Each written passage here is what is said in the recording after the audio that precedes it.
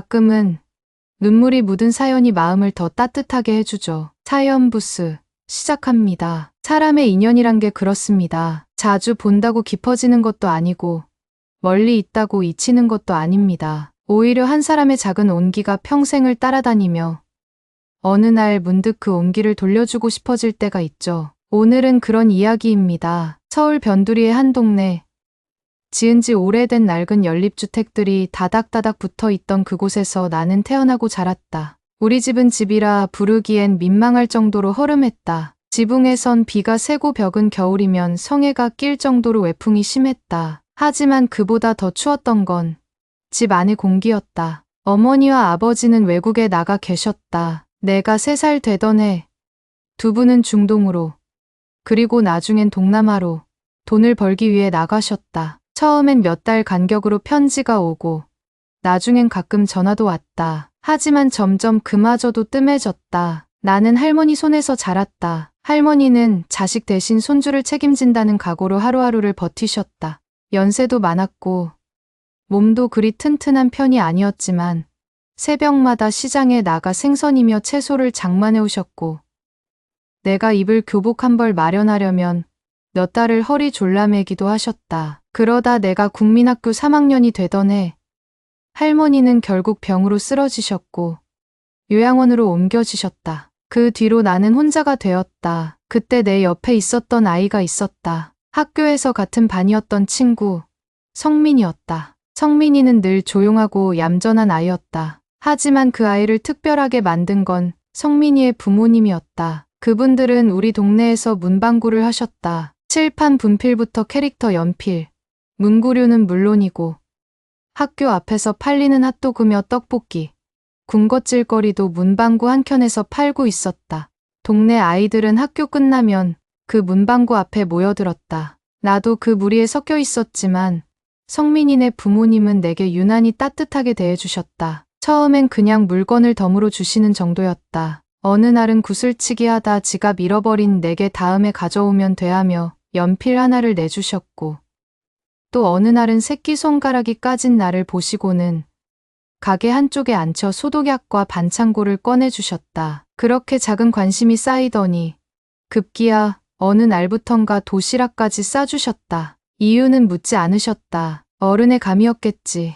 우리 집 형편을 아셨던 모양이다. 같이 먹으면 더 맛있지. 성민이 어머니는 도시락을 내게 건네주며 항상 그렇게 말씀하셨다. 매일 아침 문방구 문 열기 전 아직 김이 모락모락 나는 도시락을 2개 싸서 하나는 성민이 가방에 하나는 내 책가방에 넣어주셨다.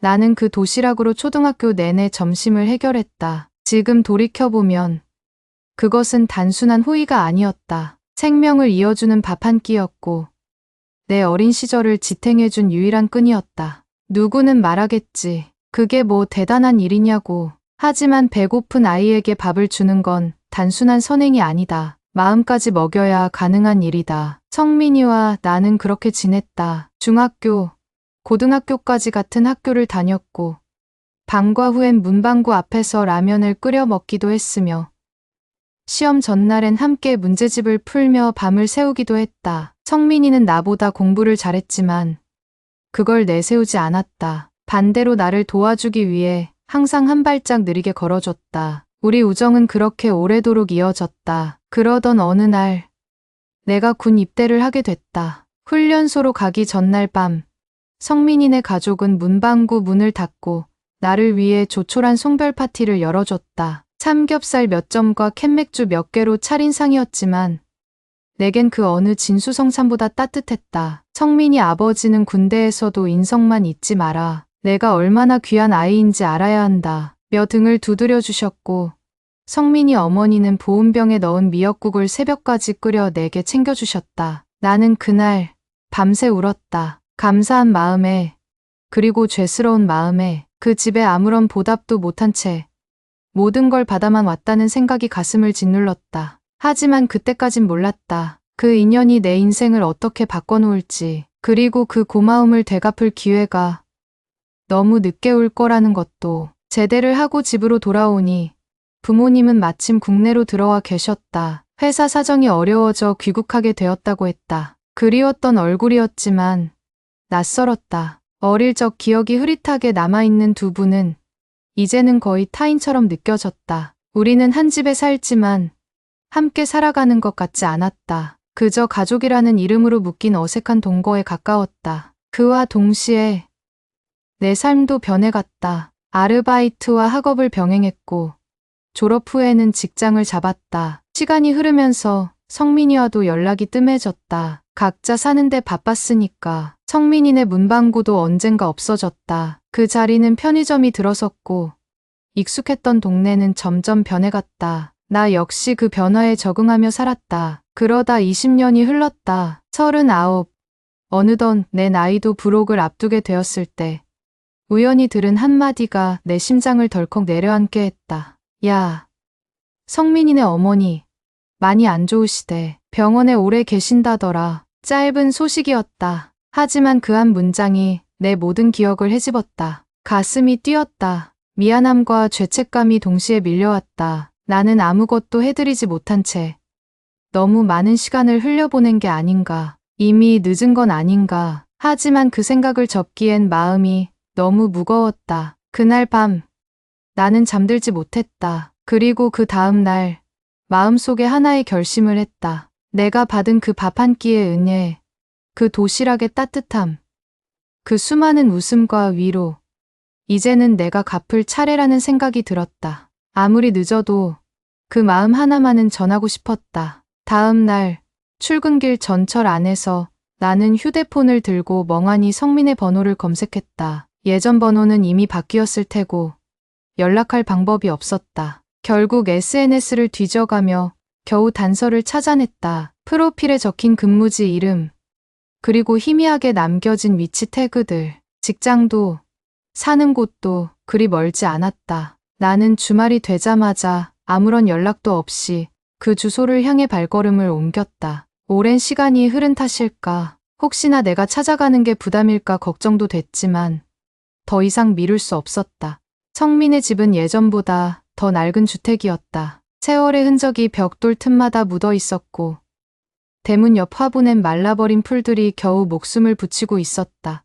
초인종을 누르려다 문이 살짝 열려 있는 걸 보고 조심스레 안을 들여다보니 성민이 어머니가 휠체어에 앉아 계셨다. 너무나 달라진 모습이었다. 기억 속에 단정하고 건강하던 그분은 사라지고 야윈 얼굴에 머리는 성긴 백발, 어깨는 구부정했다. 말라비틀어진 손등에는 민거 바늘 자국이 선명했다. 나는 주저앉을 뻔했다. 마음속에서 치밀어 오르는 죄책감이 목까지 차올랐다. 바로 그때 마루 안쪽에서 누군가 나오더니 나를 바라봤다. 성민이었다. 아니, 이제는 성인이 된 어딘가 지친 얼굴을 한 성민이었다. 서로 눈을 마주친 순간 잠시 시간이 멈춘 듯했다. 너냐? 성민이 먼저 입을 열었다. 정말 내가 왔구나. 나는 아무 말도 할 수 없었다. 그냥 고개만 끄덕였다. 성민은 나를 집 안으로 안내했고 성민의 어머니는 내 얼굴을 오래도록 바라보시더니 주름진 눈가에 금세 눈물이 고였다. 내 새끼처럼 키웠는데 이렇게 크다니, 이렇게 오다니. 그 한마디에 나는 그 자리에서 눈물을 흘리고 말았다. 세월이 무색하게 어머니는 나를 여전히 어린 아이처럼 기억하고 계셨다. 잠시 후 우리는 마루에 둘러앉았다. 찻잔엔 오래된 국화차가 담겼고 나는 조심스럽게 어머니의 병에 대해 물었다. 성민은 한숨을 길게 내쉬며 말했다. 폐암이야. 말기. 이제 전이도 시작됐고 의사 말로는 얼마 안 남았대. 나는 숨을 삼켰다. 말기라는 단어가 머릿속을 쾅 울렸다. 왜 말 안 했어? 내가 물었다. 성민은 쓴웃음을 지었다. 너한테까지 짐 지우고 싶지 않았어. 다 지난 일이잖아. 어릴 때야 어머니가 내 도시락 싸주고 그런 거였지만 이젠 너도 너 인생이 있고 가족도 있을 테고. 나는 단호히 고개를 저었다. 아니야. 너희 가족이 내 가족이야. 내가 받은 거 아직 한 푼도 못 갚았어. 이건 내 몫이야. 그 말에 성민은 아무 말도 하지 않았다. 하지만 그의 눈빛에서 뭔가 무너져 내리는 것을 느꼈다. 그렇게 우리는 한참을 말없이 앉아 있었고 그 침묵 속에 많은 감정이 오갔다. 며칠 뒤 나는 회사에 휴가를 내고 성민이 어머니가 입원해 있는 병원을 찾았다. 병원은 낡았지만 병실은 깨끗했다. 어머니는 처음엔 입원조차 거부하셨다고 했다. 돈이 없어서가 아니라 돈이 아까워서라고. 병원비가 아들 짐이 될까봐 그랬단다. 나는 입원 수속비와 진료비를 대신 결제했다. 어머니는 울며 거부하셨지만 나는 이건 제 몫입니다. 저 혼자 밥 먹었던 거 오늘 갚는 거예요. 라며 웃었다. 그날 밤 성민이 조용히 말했다. 너무 고맙다. 근데 너한테 부담이 너무 클 거야. 나는 고개를 저었다. 부담이면 어때? 어릴 적 너희가 내게 해준 건 생명이야. 그건 돈으로 갚을 수 있는 게 아니야. 성민은 말없이 고개를 숙였고 나는 그의 등이 떨리는 걸 봤다. 하지만 그날 이후부터 조금씩 이상한 낌새가 느껴지기 시작했다. 병원에 어머니를 모셔두고 나는 자주 문병을 갔다. 성민은 변함없이 나를 반겼지만 집 안 분위기는 점점 싸늘해졌다. 성민의 아내 미정이었다. 처음에는 인사도 곧잘하고 차도 내주었지만 시간이 갈수록 그녀의 표정은 굳어졌다. 문을 열어주지 않는 날도 있었고 일부러 말을 피해 다니는 느낌마저 들었다. 그러던 어느 날 우연히 문틈 너머로 들은 대화는 나를 얼어붙게 만들었다. 자기야, 그 사람 너무 자주 와. 병원비도 자기가 내고 있다며? 그렇게 돈 많아? 그럼 대출 갚는 거 우리한테도 좀 보태주지 그랬어. 그 목소리에 이어 성민의 낮은 음성이 들렸다. 미정아, 그 사람은 그냥 어릴 적 인연이야. 우리 가족이 힘들 때 도움 줬던 거 갚는 것뿐이야. 그래. 그걸 왜 지금 와서 갚는데? 20년 전 일이잖아. 그냥 한 끼 도시락이잖아. 당신이 왜 그걸 아직도 한 끼가 아니었어. 그건 생명이었어. 미정의 한숨과 성민의 떨리는 목소리. 나는 그 문틈 앞에서 움직일 수 없었다. 뒤돌아 나가며 나는 어지러운 감정 속에서 스스로에게 물었다. 이게 맞는 일일까? 내가 끼어들어선 안 되는 영역인 걸까? 하지만 다시 떠오른 건 그 도시락의 김 냄새였다. 따뜻했고 짭조름했고 내게는 생명이었다. 그날 이후 나는 문득문득 주저하게 되었다. 병문안을 가는 길, 문을 열기 전 혹시 또 불편한 눈빛을 마주치게 될까 겁이 났다. 하지만 어머니의 병세는 점점 악화되고 있었고 그분의 남은 시간이 얼마 남지 않았다는 걸 알기에 뒷걸음질 칠 수는 없었다. 어머니는 나를 볼 때마다 어린아이처럼 웃으셨다. 내가 들어서면 눈을 반짝이며 우리 애완내라고 하셨고 내가 싸간 귤을 받아 한 쪽씩 까 먹으며 옛날 이야기를 꺼내셨다. 그땐 말이야. 내가 몇 번이고 연필을 잃어버렸었지. 하루는 울면서 왔는데 어찌나 안쓰럽던지 그런 말들이 날 붙잡았다. 아직 할 수 있는 게 남아있다는 생각이 지금 아니면 안 된다는 절박함이 그러나 그 반대편에서 점점 짙어지는 이질감은 나를 괴롭히기 시작했다. 성민의 아내 미정은 노골적으로 나를 경계했다. 처음엔 피곤해서 그러려니 했지만 시간이 갈수록 그건 분명한 거부였다. 병원에서 마주쳐도 인사를 받지 않았고 말도 건네지 않았다. 오히려 내 존재가 불편하다는 듯 눈빛은 차가웠다. 나는 그 눈빛을 모른 척했다. 하지만 외면한다고 사라지는 건 아니었다. 그러던 어느 날 저녁 성민에게서 전화가 왔다. 혹시 오늘 저녁 시간 괜찮아? 그 말에 나는 당연하다는 듯 당연하지. 어머님 상태 나빠지셨어? 물었더니 그는 한참을 뜸들이다 조용히 말했다. 어머니 말고 너랑 얘기 좀 해야 할 것 같아서. 우리는 근처 조용한 찻집에서 만났다. 날은 흐렸고 바람도 거셌다. 성민은 커피 한 잔을 주문하고는 깊은 한숨을 내쉬었다. 미안하다. 괜히 너 불편하게 만든 것 같아서. 나는 대답 대신 고개를 저었다. 아냐, 나야말로 미안하지. 부담스러웠던 건 아닌지. 성민은 고개를 들지 못했다. 말없이 커피잔을 돌리던 그는 이내 조심스럽게 말했다. 미정이, 내가 우리 어머니한테 해주는 거 고맙게 생각해. 진짜야. 근데 요즘 우리가 좀 힘들어. 애들 교육비, 대출금, 아버지 돌아가시고 남겨진 빚까지 다 버거워. 나는 조용히 그의 말을 들었다. 그러면서도 내 속에서 무언가 꿈틀댔다. 그럼에도 왜 내가 하면 안 되는 건지, 그래서 내가 어머님한테 드리는 건 불편하다는 거야?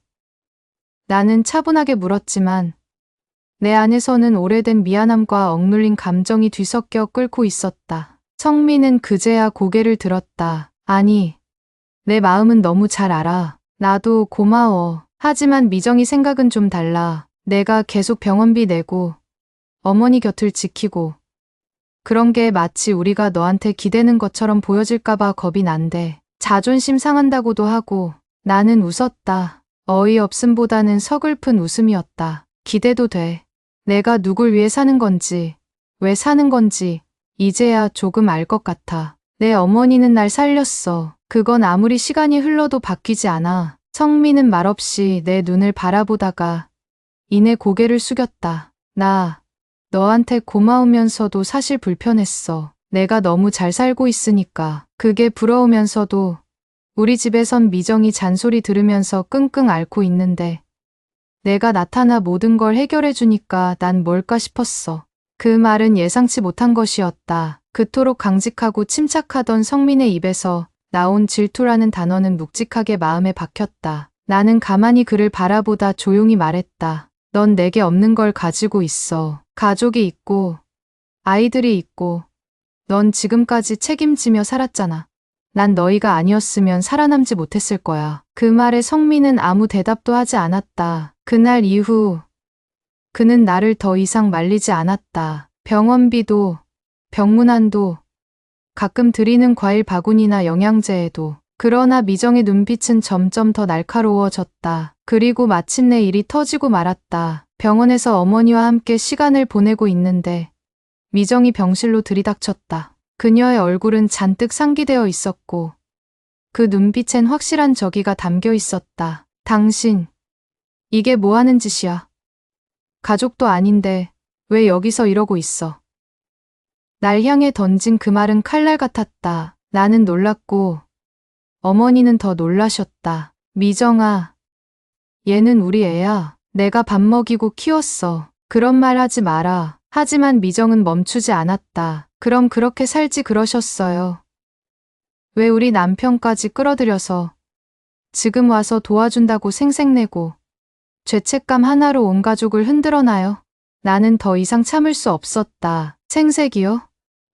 내가 지금 생색 내려 이러는 것 같아요. 내가 이 집에서 얻은 게 뭔데요? 어릴 때 그 도시락 없었으면 난 학교도 못 다녔어요. 그걸 어떻게 잊어요? 병실은 침묵에 휩싸였다. 어머니는 조용히 눈을 감으셨고 성민은 어딘가 멀리 떨어진 사람처럼 한 곳만 바라보고 있었다. 미정은 눈물을 흘리며 병실을 나갔다. 그 뒷모습을 보며 나는 처음으로 이 모든 게 잘못된 게 아닐까 하는 생각을 했다. 내가 끼어들어선 안 될 자리였던 걸까? 내가 받은 그 마음, 돌려주고 싶었던 그 따뜻함은 결국 누군가에게 상처로만 남게 되는 걸까? 밤이 되도록 병원 앞 벤치에 앉아있던 나는 오래도록 눈을 감지 못한 채 앉아 있었다. 그날 밤 병원 앞 벤치에 앉아 있었던 나는 결국 해가 뜰 때까지 그 자리를 떠나지 못했다. 가로등 불빛에 가려진 새벽 하늘은 점점 푸르게 번져갔고 내 마음은 그와 반대로 어두운 길목으로 깊이 빠져들었다. 미정의 말이 계속 귓가를 맴돌았다. 가족도 아닌데 왜 이러고 있어요. 그 말 한마디가 내 마음을 송두리째 흔들어 놨다. 나는 정말 왜 이러는 걸까? 누가 시킨 것도 아니고 갚아야 할 의무가 있는 것도 아니다. 그저 마음이 그리로 향했을 뿐인데 따뜻한 기억이 미안했던 마음이 나를 끌어당겼을 뿐인데 그런데 그 따뜻함이 누군가에겐 위협이 되고 있었다. 집에 돌아와 거울 앞에 서보았다. 눈가엔 피로가 짙게 내려앉아 있었고 어깨는 무겁게 처져 있었다. 누구에게도 강요받지 않았던 선택. 그 선택이 이토록 많은 갈등과 상처를 만들어낼 줄은 몰랐다. 문득 서랍 깊숙이 묻어두었던 예전 사진이 떠올랐다. 나는 천천히 사진함을 꺼내 그 속에서 하나의 사진을 찾아냈다. 국민학교 운동회 날이었다. 나는 체육복을 입고 땀범벅이 된 채 웃고 있었고 내 옆에는 성민이 어머니가 도시락을 들고 앉아 계셨다. 내 어머니는 없었다. 그 자리를 대신해주던 사람, 내 손을 잡고 잘했어라고 말해주던 사람. 나는 사진을 가만히 쓰다듬었다. 그래. 이건 빚을 갚는 게 아니라 마음을 전하는 거야. 내가 가진 것 중 가장 따뜻한 것을 돌려주는 것. 며칠 뒤 나는 다시 병원을 찾았다. 어머니는 그날 이후 식사를 거부하고 계셨다고 했다. 간호사는 심적으로 충격이 있으셨던 것 같아요라고 조심스럽게 말했다. 나는 병실 문을 열고 들어가 천천히 다가갔다. 어머니는 눈을 감고 계셨다. 얼굴이 한층 더 야위어 있었고 손등의 핏줄은 더 도드라져 있었다. 어머니, 저예요. 저 왔어요. 조용히 불렀더니 어머니는 천천히 눈을 떴다. 한참 나를 바라보시더니 희미하게 웃으셨다. 우리 아들 왔구나. 나는 자리 옆에 앉으며 조심스럽게 손을 잡았다. 죄송해요. 괜히 저 때문에 집안에 불편한 일 생겨서. 어머니는 고개를 저었다. 그런 소리 하지 마라. 내가 얼마나 귀한 사람인데, 내가 얼마나 기다렸는지 아니. 그 말에 나는 가슴이 뻐근해졌다. 어머니는 내 손을 잡은 채 천천히 이야기를 이어갔다. 넌 내 아들보다 더 내 마음을 잘 알아줬다. 성민이는 요즘 힘들지. 그 애도 지쳤을 거야. 미정이도 그랬겠지. 근데 말이다. 마음이라는 건 서로 무겁게 얻는 게 아니야. 내가 준 건 부담이 아니라 기억이야. 나는 그 말에 울컥했다. 기억이요? 어머니는 고개를 끄덕이셨다. 내가 널 도와줄 때 그건 나한테도 기쁨이었다. 밥 한 끼 싸면서 너 얼굴 떠올리는 게 하루의 낙이었어. 내가 잘 컸다는 거, 이렇게 와줬다는 거. 그거면 충분해. 나는 입술을 깨물었다. 어머니의 손은 작고 연약했지만 그 안에는 평생의 온기가 담겨 있었다. 나는 그 손을 꼭 쥐며 속삭였다. 이제 제가 지켜드릴게요. 더는 걱정 마세요. 저 여기 있어요. 그날 밤 성민이 병실에 들어왔다. 조심스럽게 어머니와 나를 바라보던 그는 문득 내 옆에 앉았다. 그리고 작은 종이봉투 하나를 내밀었다. 이거 내가 대신 내줬던 병원비. 조금 모은 거야. 많이는 못 모았지만 천천히 갚을게. 나는 봉투를 밀어냈다. 갚지 마. 이건 빚이 아니라 선물이야. 오히려 내가 너무 늦게 드렸어. 성민은 나를 바라보다 이내 고개를 숙였다. 내가 자격이 있는지 모르겠어. 어머니한테 받은 거. 그게 뭔지도 잊고 살았던 것 같아. 넌 기억했는데. 나는 성민의 어깨를 두드렸다. 괜찮아. 너는 지금도 잘하고 있어. 넌 가족을 지키고 있잖아. 그 말에 성민은 천천히 고개를 들었고 그 눈에는 오래 눌러왔던 감정이 차올라 있었다. 며칠 후 성민이 어머니는 상태가 더 나빠지셨다. 간병인까지 붙이게 되었고 의료진은 이제는 편안하게 해드리는 게 가장 중요합니다라고 말했다. 나는 문득 불안했다. 정말 시간이 얼마 남지 않았을지도 모른다는 생각이 들었다. 그래서 용기를 냈다. 나는 성민과 미정을 병원 근처 카페로 불러냈다. 조심스럽게, 아주 조심스럽게 그들에게 말했다. 혹시 어머니께 마지막 여행을 보내드리는 건 어떨까요? 하루 정도라도 공기 좋은 곳에, 바다 같은 데로 병원 허락도 받았고 응급 장비도 갖춰줄 수 있어요. 미정은 처음엔 믿지 못하겠다는 표정이었다. 하지만 성민이 고개를 끄덕이며 말했다. 좋다. 어머니가 바다 좋아하셨지. 그렇게 우리는 작은 여행을 준비했다. 휠체어가 들어갈 수 있는 차량, 병원에서 대여해주는 산소통, 그리고 어머니를 위한 담요와 과일들. 모든 게 간소했지만 정성만큼은 가득했다. 여행 당일, 어머니는 바다를 바라보며 눈을 감고 계셨다. 파도 소리가 귓가를 간지렸고 바람은 부드럽게 어머니의 머리카락을 스쳤다. 그 순간 어머니가 조용히 말했다. 살면서 가장 행복한 날이구나. 그 말에 우리는 모두 울었다. 미정도 눈물을 흘렸다. 그녀는 조용히 어머니의 무릎 위에 담요를 덮어주며 말했다. 어머니, 죄송해요. 제가 너무 몰랐어요. 어머니는 그녀의 손을 꼭 잡으셨다. 이제 됐다.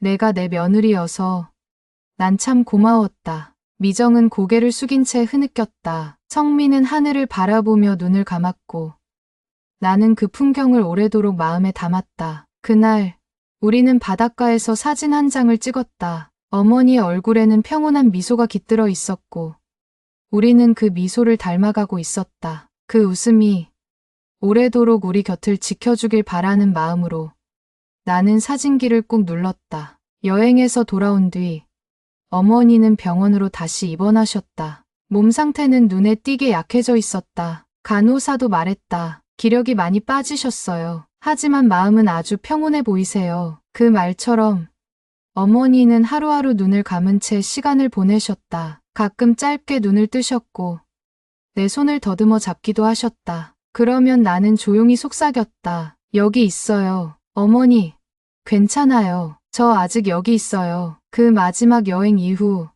병실엔 어느새 새로운 공기가 감돌았다. 성민은 매일 점심시간마다 병원을 찾았고 미정도 늘 곁을 지켰다. 아이들 둘도 학교를 마치면 어김없이 할머니 병실로 들렀다. 작은 도시락을 싸오기도 하고 편지를 써오기도 했다. 그중 하나는 할머니, 우리 할머니 되어주셔서 고마워요라는 글로 시작되어 있었다. 나는 그 편지를 읽으며 다시 눈시울이 뜨거워졌다. 성민은 조금씩 변해갔다. 예전보다 말수가 줄었지만 눈빛은 한결 단단해졌다. 그는 자주 내게 물었다. 넌 왜 그렇게까지 했니? 정말 우리 어머니 하나만 생각한 거야? 나는 대답 대신 어릴 적 기억 하나를 들려주었다. 국민학교 5학년 때였을 거야. 급식비를 못 내서 체육복도 없이 체육대회 나갔었는데 내 어머니가 몰래 체육복을 빌려주셨어. 그날 뛰다가 넘어졌는데 일으켜주신 사람도 어머니였고 그런 걸 어떻게 잊어. 성민은 고개를 끄덕였다. 그래. 너는 기억하더라. 너는 우리보다 더 어머니 마음을 오래 간직했더라. 그렇게 며칠이 흘렀고 어느 맑은 아침 어머니는 조용히 눈을 감으셨다. 창문 틈 사이로 들어온 햇살이 이불 끝자락을 비추고 있었고 그 따뜻한 빛 속에서 어머니는 숨을 고르듯 천천히, 아주 천천히 마지막 숨을 쉬셨다. 나는 손을 꼭 잡은 채 속삭였다. 고맙습니다. 저 키워주셔서, 그 도시락 주셔서, 제 인생의 따뜻함을 알려주셔서 정말, 정말 감사합니다. 눈물이 뺨을 타고 흘렀지만 마음 한구석은 이상하리만큼 따뜻했다. 마치 어머니가 마지막으로 남기고 간 무언가가 내 안에 고이 자리 잡은 것처럼. 장례는 조용히 치러졌다. 많은 사람들이 오지 않았지만 오는 이들마다 어머니에 대한 추억 하나쯤은 간직하고 있었다. 애들 문방구 앞에서 떡볶이 먹여주던 분,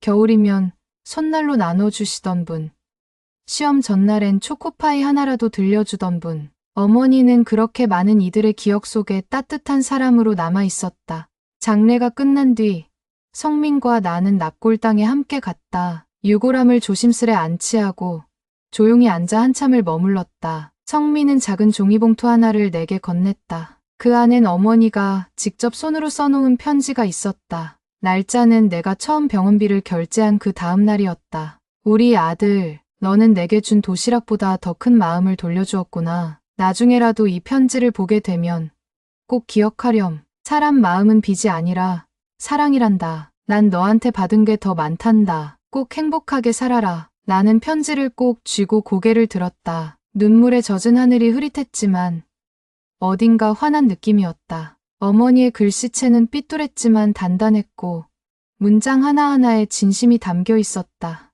며칠 뒤 나는 성민 가족을 초대했다. 식탁 위엔 내가 정성껏 준비한 음식을 차려놓았다. 조촐한 갈비찜, 잡채, 미역국, 그리고 어머니가 자주 싸주시던 도시락 반찬 김치볶음과 계란말이까지. 성민은 젓가락을 들며 눈시울을 붉혔다. 이거 어머니가 해주시던 거랑 똑같다. 미정은 조용히 고개를 숙였다. 정말 죄송했어요. 제가 너무 몰랐어요. 나는 미소 지으며 말했다. 이제 괜찮아요. 우리 모두 그 마음을 알았잖아요. 그날 밤 아이들이 웃으며 장난을 치는 모습을 보며 나는 오래도록 그 자리를 지켰다. 세월이 흘러 모든 게 변했다. 동네도, 집도, 사람도. 하지만 한 가지는 변하지 않았다. 한 사람의 따뜻한 마음은 시간이 흘러도 사람을 다시 일으켜 세운다는 것. 어릴 적 도시락 한 끼가 내 삶을 이렇게 만든 것이다. 이제야 비로소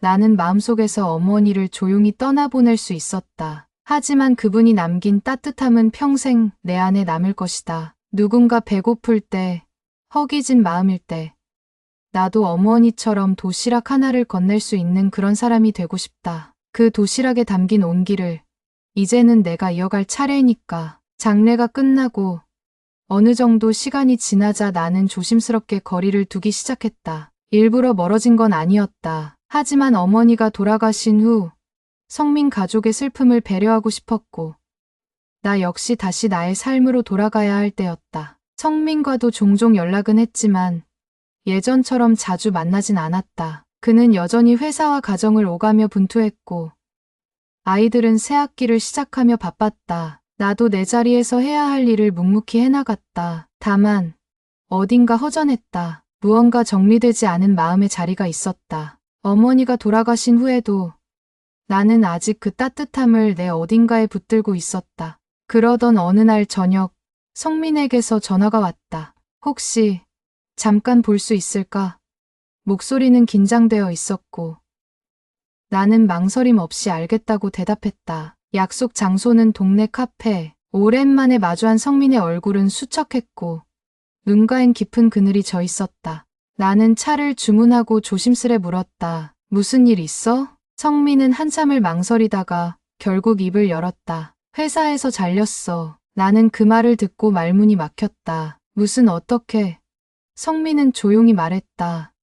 구조조정이었어. 경력직, 연봉 높은 순서로 자른다더라. 애들도 크고 대출도 남았는데 미정이도 요즘 일자리를 알아보고 있지만 쉽지 않고. 나는 잠시 말없이 고개를 숙였다. 그동안 그가 얼마나 힘겹게 버텨왔는지 알기에 아무 말도 쉽게 나올 수 없었다. 하지만 그 다음 말이 더 충격적이었다. 실은 어머니 돌아가신 후 병원비가 조금 밀려 있었는데 장례비까지 겹치면서 우리 집 경매 넘어갈지도 몰라. 나는 그제야 상황의 심각함을 이해했다. 그의 가족이 다시 무너질 수도 있는 상황이었다. 그리고 그때 묘한 기시감이 들었다. 어릴 적 나도 그런 상황에 놓였었다. 배고픔과 불안 속에서 단 한 명이 건넨 도시락 하나의 의지에 살아남았었다. 어떻게 도울 수 있을까? 나는 본능처럼 물었다. 성민은 고개를 저으며 말했다. 아냐, 내가 왜 또 너까지 짐지게 하고 싶지 않아. 그 말에 나는 고개를 저었다. 이번엔 다르다. 이제는 내가 너희를 위해 도시락을 싸줄 차례야. 그날 밤 나는 오랜만에 책상 앞에 앉았다. 그리고 서랍 깊숙이 넣어두었던 계약서 파일들을 펼쳤다. 내가 다니는 회사는 국내 중견기업이었지만 최근 신사업 분야에서 중소협력사를 모집 중이었다. 나는 이미 오래전부터 소규모 자영업자들을 위한 IT 솔루션을 기획하고 있었고 창업 아이템에 대한 투자 검토도 받고 있던 상황이었다. 나는 결심했다. 이 기회에 나와 성민이 함께 할 수 있는 사업을 시작해보기로. 며칠 뒤 나는 성민 부부를 집으로 불렀다. 식탁 위에는 다시 도시락 반찬들이 놓여 있었고 미정은 여전히 조심스러운 눈빛이었다. 하지만 내가 꺼낸 이야기는 그들에게 너무도 뜻밖의 제안이었다. 성민아, 우리 예전에 꿈 얘기한 적 있지? 내가 항상 말하던 거. 아이들 위한 공간 만들고 싶다고. 공부방도 되고 놀이터도 되고 엄마들이 쉴 수 있는 그런 곳. 성민은 고개를 끄덕였다. 기억하지? 그때 그냥 막연히 얘기했던 건데 막연하지 않아. 나 요즘 회사에서 스타트업 파트너 모집 중이야. 너랑 나 그리고 미정이까지. 우리 셋이 힘 합치면 할 수 있을 것 같아. 나는 그들에게 구체적인 기획안을 보여주었다. 운영 구조, 자금 계획, 그리고 본사 투자 유치 계획까지. 미정은 처음엔 믿지 못하는 눈빛이었다. 하지만 내 설명이 이어질수록 그녀의 눈빛은 서서히 바뀌어 갔다. 그런데 우리 같은 사람이 해낼 수 있을까? 미정이 조심스럽게 물었다. 나는 고개를 끄덕이며 말했다. 왜 안 돼? 어릴 적 나 같은 애 살릴 수 있었던 집이야. 도시락 하나에 온기 담을 줄 알았던 집이. 그런 사람이 만든 공간이 세상에서 제일 따뜻할 거야. 성민은 잠시 고개를 떨구었다. 그리고 이내 고개를 들고 내게 손을 내밀었다.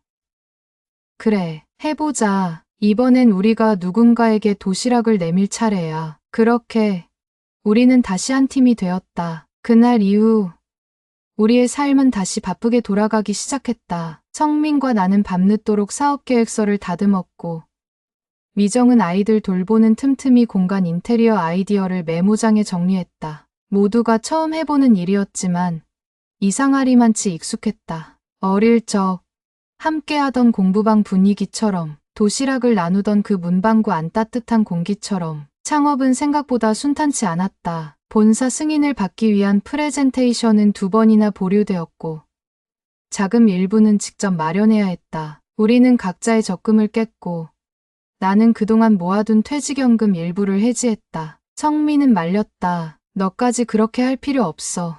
나는 웃으며 말했다. 지금 아니면 언제 해보겠어. 우리가 만든 공간이 나중에 다른 아이 하나라도 살릴 수 있다면 난 그걸로 충분해. 결국 우리는 해냈다. 따뜻한 도시락이라는 이름의 작은 복합문화 공간, 아이들을 위한 공부방, 엄마들을 위한 북카페, 어르신들이 쉴 수 있는 소규모 쉼터, 그리고 매일 점심 정성껏 만든 도시락을 나눠주는 식당까지. 작은 동네 건물 2층, 단출하지만 단단한 공간이었다. 개장 첫날 문 앞에는 이미 줄이 길게 늘어서 있었다. 인근 초등학교 엄마들이 삼삼오오 모여 아이들을 데려왔고 동네 어르신들도 익숙한 발걸음으로 입장했다. 성민은 아이들을 반갑게 맞으며 이름을 외웠고 미정은 조심스럽게 내민 손 하나하나에 따뜻한 눈길을 건넸다. 나는 뒷주방에서 도시락을 꺼내왔다. 그 안엔 달걀말이,